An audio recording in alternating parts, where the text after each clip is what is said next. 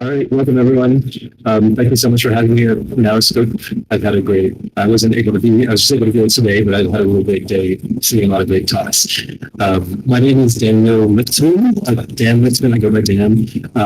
I am assistant professor of game design and multimedia at St. John's University, which is in New York, in Queens. And a lot of my work is related to collage-based interactive storytelling, and in particular collaborative and community-oriented forms of storytelling. So that's what I'm going to be talking about today. I am going to talk, just to give you a little outline, I'm going to talk about a software framework and creative process that I've developed called the Community Game Development Toolkit. And then I'm going to talk about a few examples of projects that have been made with the toolkit, both by myself and collaborators, but also by other people who are using the toolkit, to give you an idea of what kinds of things, how things look that are made with this toolkit, and what kind of stories they tell.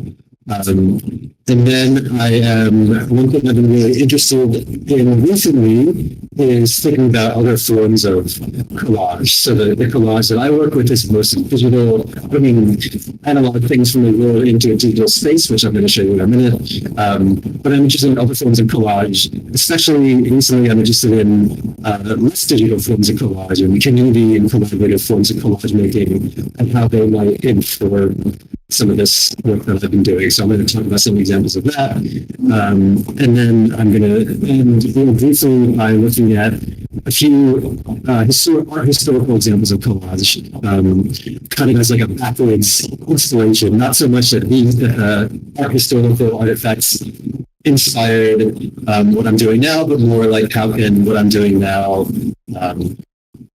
help me or help anyone think back in a different way about these avant-garde films from the past.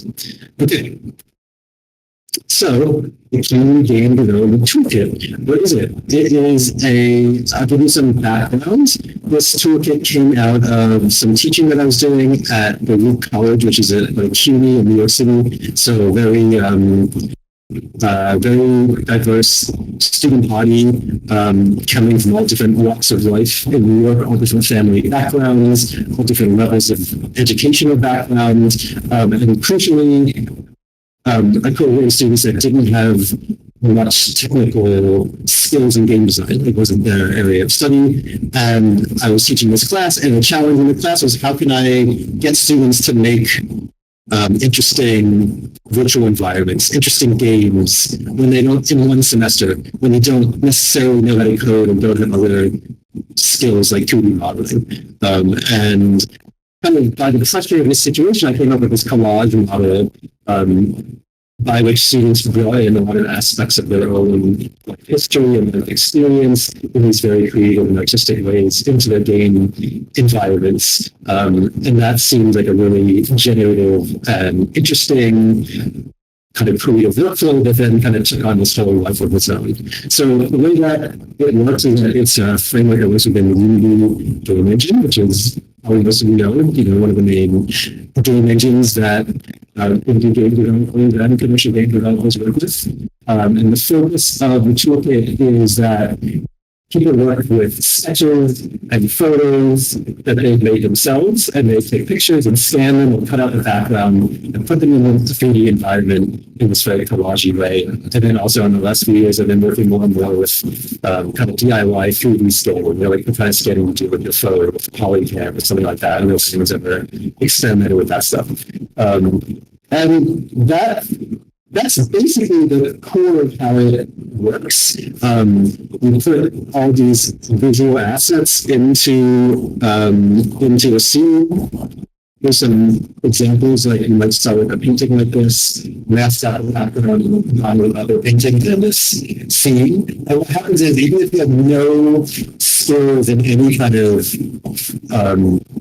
3D world building or 3D modeling, you can get strange and interesting visual spaces, also very quickly. And another thing is that you don't even have to have skills as an artist, because as a visual artist, like you don't have to have training in sketching or drawing or sculpture. For example, I've been to art school. I have a long history as an artist working in the fine art world and the media world, but I don't have any traditional skills like drawing. But you can get these rich and strange and abstract visual spaces very quickly, even if you have no background in these areas. Here's just an example of a 3D scan using Polycam. And then this is a 360-degree photo that you could use as a skybox. So very collagey, right? It's very analogous to doing a kind of paper cutout, assembled together collage technique. So I'm going to jump right into, this is a project that I have been working on with a couple of collaborators at the University of Nebraska in Lincoln, Nebraska. And in this project, we have been working with community members in rural Nebraska. And these are community members that come from different groups. One of the main groups of community members are people affected by substance use disorder, and also some school groups with middle and high school students, and healthcare workers and community organizers. And this is a project that's really connected to with speculative featuring and world building, and we're engaged in world building sessions with the community members. We really imagined kind of infrastructures and government facilities and community facilities that might support recovery and wellness in the community, particularly to this very rural community where people are very dispersed. The facilities that exist are dispersed and not always available. They have stigmas attached to them. So I want to show you the part that I am mostly focused on, which is the digital collage part. So basically, I'll play this as I'm speaking for a minute. These are some examples of collages that participants and my collaborators made together. We were really interested in the idea of the digital collage as a kind of digital twin, or a kind of analogous environment that's very related to the physical place that the participants come from. You can see scans and pictures or artifacts from the places that these people are located. But the flexibility of the collage and the flexibility of the virtual space provides all this, provides this mechanism for being able to reimagine the world in a really creative way. So this was using the toolkit to create this capability of engaging in a real physical place, but in a very playful way, and to take the results of these world building sessions and try to develop these interactive scenes through which you can explore some of the ideas. And something that I'm not showing here is that some of the ideas, the speculative ideas from these scenes, they were embedded in these scenes as recorded audio. So if you're playing these scenes, you can go up to different places and hear about the ideas that the participants came up with. And we're working on a feature where you can leave voice notes. It actually mostly works, but it's not been published publicly yet. You can leave voice notes in the scene to leave feedback, and you can upvote ideas that you're interested in. And the idea for this is that it takes this very artistic and creative approach to generating new speculative ideas. It also creates this way of measuring and reporting engagement to provide a path for actual, possibly seeking funding to bring some of these ideas to life in real life in the scene. So it's kind of trying to make a link between this very playful digital collage space and change and progress that might happen in the real world.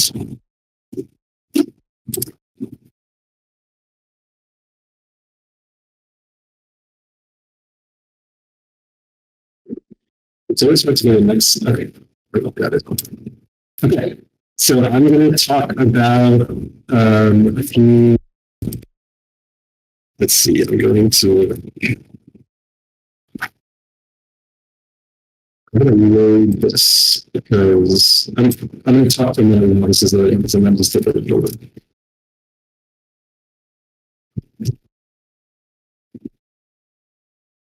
Okay, so probably in there we're going to start hearing a voice from that other tab.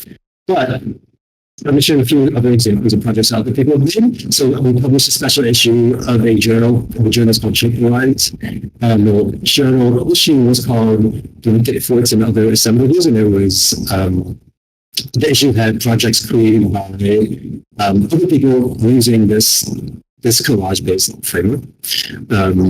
And one of the themes for the journal was this idea of life effort, the kind of patched together, ad hoc, improvised environment, and what kinds of stories and what kind of poetics and what kind of intimacy can we create out of these patched together visual stories. Let's see if it's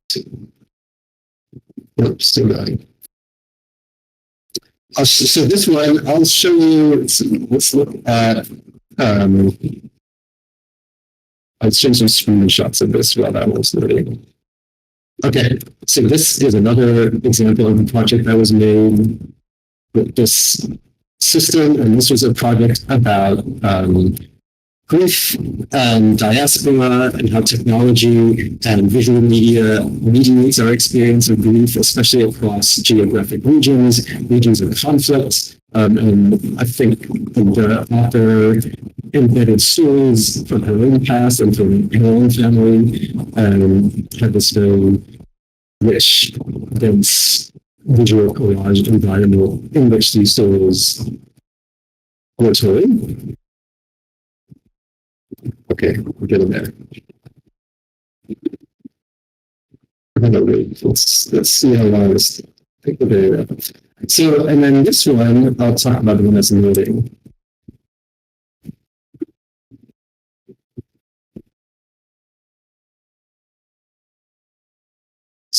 One second, sorry.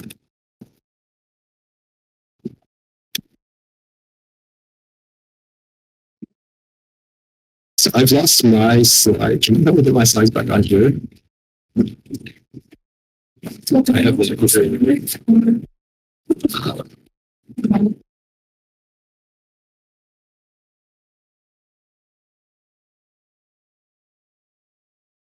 It's because I'm not in the slideshow. I see.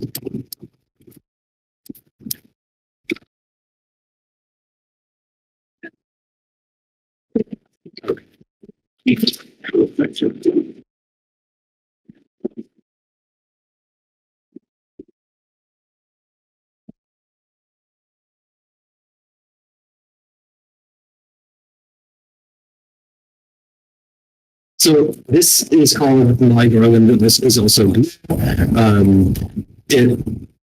it involved drawings and textiles and painting objects from the author's grandmother's home. They were scanned and built into this patchwork of 3 different rooms. They were interested. One thing that often comes up with this kind of collage-based projects is kind of surrealistic stitching together of memories. And by surrealism, I mean kind of the way that surrealist artists worked, where they use visual art and a kind of very flexible, associated visual form as a way of accessing or imagining access to memories in the unconscious. That kind of theme comes up in this kind of work too. So this artist was working with materials and objects from their grandmother's belongings and spacing the materials. Let's see what we're doing here. Okay. All right, so I'm going to sound. Okay, well, there is a narrative that the author is reading as we go through this. And this is a pretty interesting example of a lot of 3D scans and illustrations. And then if we go through these photos, we can go to other scenes.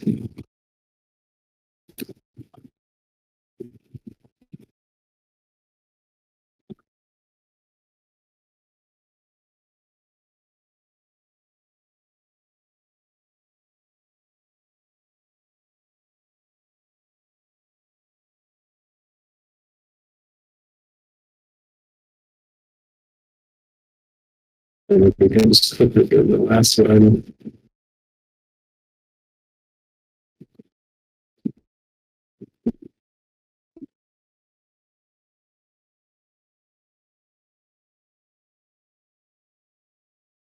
Another thing, I don't actually have any student examples here with me, but one of the things that was really fun and interesting when I was teaching this with students, especially in the beginning when I was teaching it at QD, was that students were able to kind of bring really interesting stories from their past into these virtual environments. And there were students that, like I said, they didn't have most of them didn't have training as artists in their backgrounds, but they were able to bring stories. Some that come to mind, for example, a student that came from China and was remembering in a band in a park that they went to as a child in China that has since been abandoned. So there's several layers of kind of distance in the past and memory and closure. They're no longer in China, the park is no longer being used, and they're able to recreate this kind of dreamy space. Another example was a student who created this kind of collage version of their neighborhood in the Bronx. And then a third example I can remember is a student who was really interested in Chinese music reality shows and made a very artsy, abstract, fun, poetic virtual environment that imagines being a music reality show. And it really created a path for people to create very interesting, nonlinear, abstract stories about their lives. And that's something that has kind of given me ever since then. And that's something that I think is, you can see in this later projects that I've just showed you. Okay, let me see if I can get that of there. Okay. All right.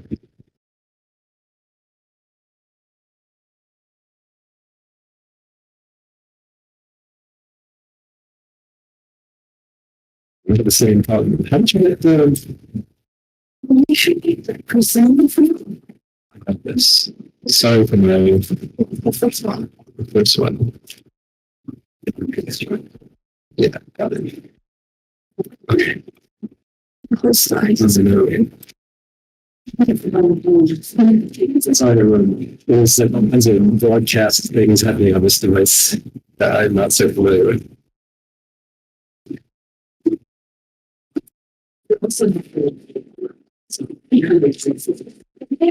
Maybe, yeah. Maybe struggling a little bit with the thing I was just showing you, yeah. Okay, it's okay. Okay, so I'm going to show you some other examples of things that I've been looking at recently as examples of, I lost it anyway, I'll just look at this, it's okay. Other things of collage that I think are related to this process of community-oriented doing your collage. So this is an analog collage process that this is an academic work. The other thing I'm going to show you a little bit less academic focus in this by a Professor Paula Gerstenbach in Maine. And what she did was she worked with residents of a small island. She actually doesn't say in the paper, somewhere in New England. And this island, it's a small island community that's seceded from a city in the last few decades in order to establish its own, more of its own politics and its own voice over its own affairs. And the island has a very small community, I think, of 200 year-round residents, and it grows to 1,000 residents in the summer. And there's been issues of gentrification, and well, I don't know if it's called gentrification if it's in such a small context, but land values going up and local residents being less able to afford property in this place where they're from.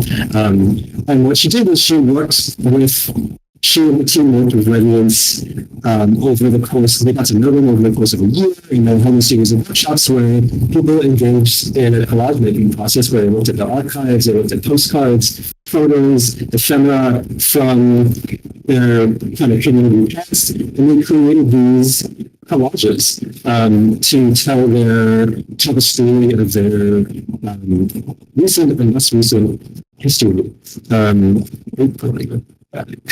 Yeah, so make sure I cover these things. This this comes from a paper. There were a paper about it, and they're trying to examine the efficacy of using collage as a form of community storytelling. But I was more interested in the process of getting people together and seeing what kind of stories they can tell, and in particular, what possibilities does this less linear mode of storytelling offer, right? Like if you have people write down their history, or if you have people draw, figurative picture, these more traditional forms of storytelling. Obviously, those mechanisms are very able to tell stories, but they require a lot of skill and they require a lot of confidence on the part of the person who's doing it. But a collage can be done by anyone, I think. And you can make connections and associations that come through the process in a very organic way.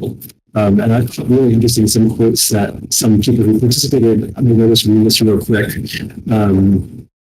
I would say one, I would go, okay, that postcard, then I'll take and see where it goes, and okay, oh, purple. This page that has these different maps, I have no idea how I was going to use the maps. And it keeps going, and you can see how the process is kind of unknown, right? Like, the person gets led by the materials. I'm going to see I'm up to about 20 minutes, so I'm going to try to get through the rest the next few minutes so we can have some time for Q&A.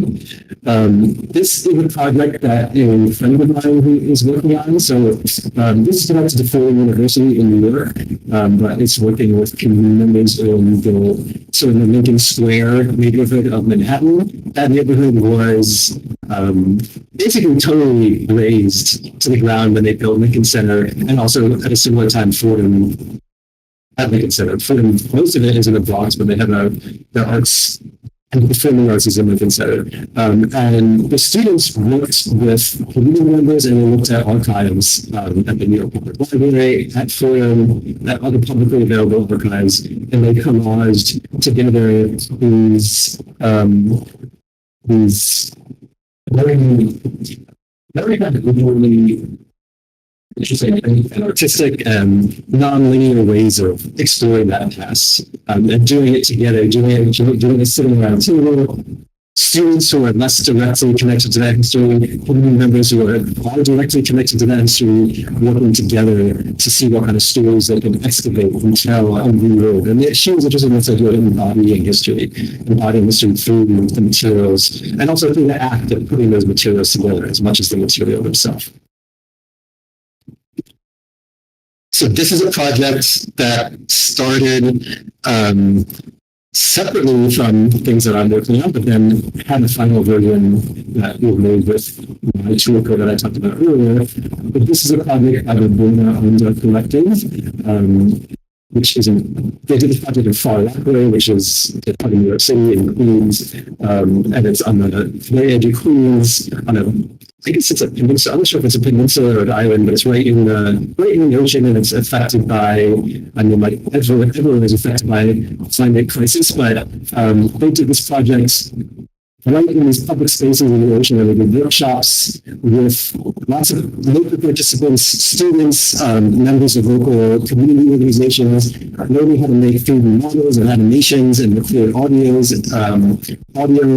that reflect on their personal experience of climate crisis, and also their imagination for the future, how to be resilient, how to be a resilient community, what resilience might look like on a bigger scale from the imagination of an individual. And they created this AR experience for those QR codes. This is a rendering of the project. We walked under the viaduct, and you could experience different things that community members had made. And then they made a 3D interactive world version here, which I showed here. And that's part of the special issue of the journal that we published that kind of resulted from that community experience. And then the last thing I'm going to talk about, 5 minutes, I get to roll. Okay. about it real quick. So this is the Queen's Memory Project, which is an archive of photos and oral histories and ephemera and all kinds of objects, analog and digital, that's connected to the Queen's Public Library and the Queen's College. And I'm actually going to do a project with them in the fall to work with some of this material and my toolkit with community members to make collages that explore histories that are local to different neighborhoods in Queens with different community members, and trying to connect younger people with older people and in this digital collage process to this archive and see what kinds of new types of storytelling we can create together. So here, the last slide, these are some historical collages. Maybe just extremely briefly, I think these are examples of art from kind of the highest echelons of avant-garde art history, which I mean, these are famous artists and their works are, respected by art historians, and then you can see them in museums. But I think the technique that they use is really similar and related to techniques that anyone can do.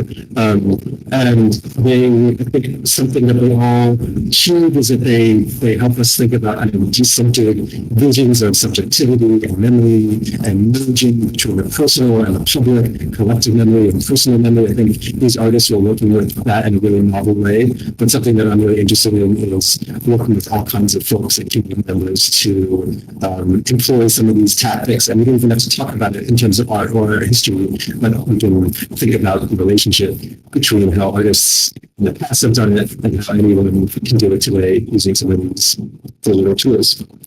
All right, thank you very much.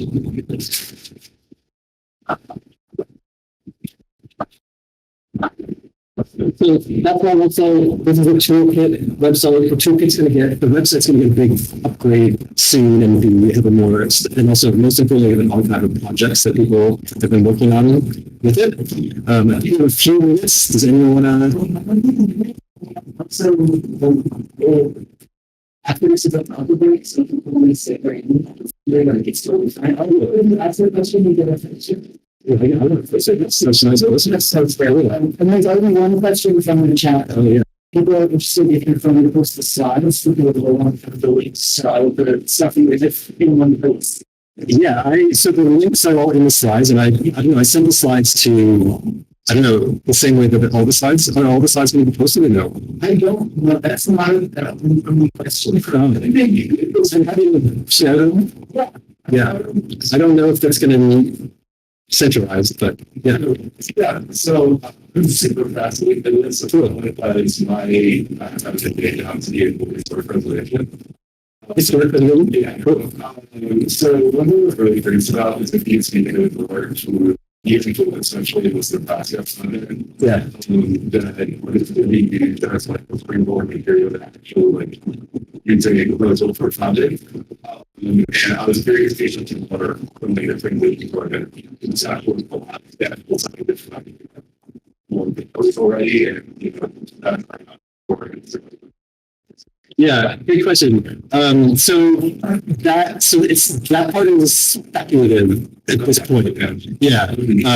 Just like the content of collages and the designs are speculative designs. So there's no concrete pathway for that. Yeah, it's kind of, that part is still an idea. But I think part of the idea is that once it would be more publicly released and also engage with at a larger scale, then it would accumulate more data and engagement in the virtual environments through voice notes and voting. And then I think probably the process would really involve, people who are knowledgeable in writing proposals, using that to then translate them into, actionable funding proposals. Yes.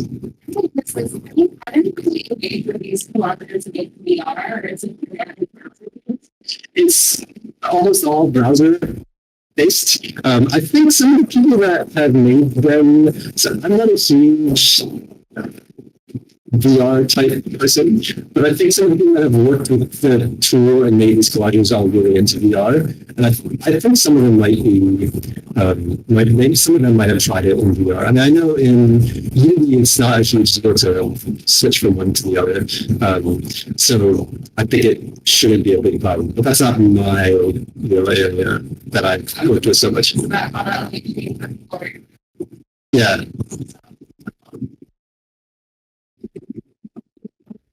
Yeah. Just so you get some examples, but there is some using sound from a collage like this that relates to, this or Yeah, so good question. I love sound. I didn't feature it so much in this talk today. This one,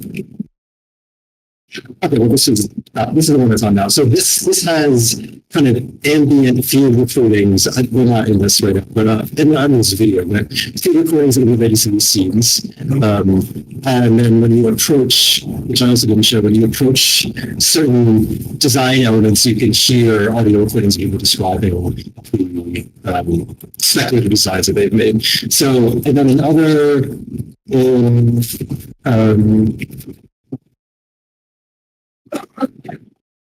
this one, the background audio was the creator narrating a story.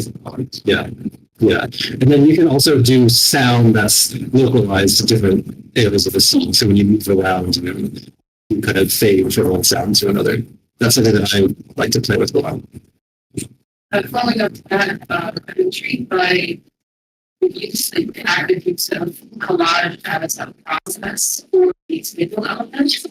I wonder, as we transition to this piece, so that world, like examples, is it just a complete system of running audio over top of everything, or does the audio change to the new area? And so, apply the same collage idea to audio.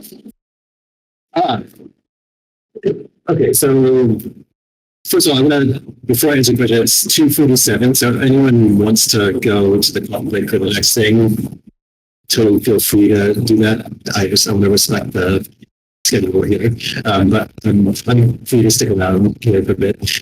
So the way it works now is when you go through the little photos, it just loads a new scene, so the sound changes to whatever sound is in the next scene. In terms of when you said applying a kind of collage process to the sound, what do we mean by that? So because it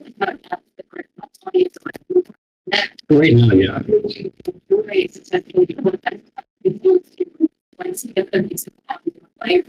Oh, yeah, maybe. The reality of how most people work with it is that they just make a couple of scenes and you just stay in each scene for, a minute or 2 or 3 or 4 minutes. So you're not cutting all the time from one scene to the next, so that you would have a really active, dynamic sound collage in that way. But I think something like that would be really interesting. And I really like working with sound and field recordings and collaging sound and layering sound. So I think that's a fun and promising idea to think about. Yeah, and I'm working on we're studying game-oriented artwork of my own right now, and I've been working a lot with kind of sound collage that changes dynamically as you move through a space. So I think it's fun. Yeah. Thanks. Thanks for having me.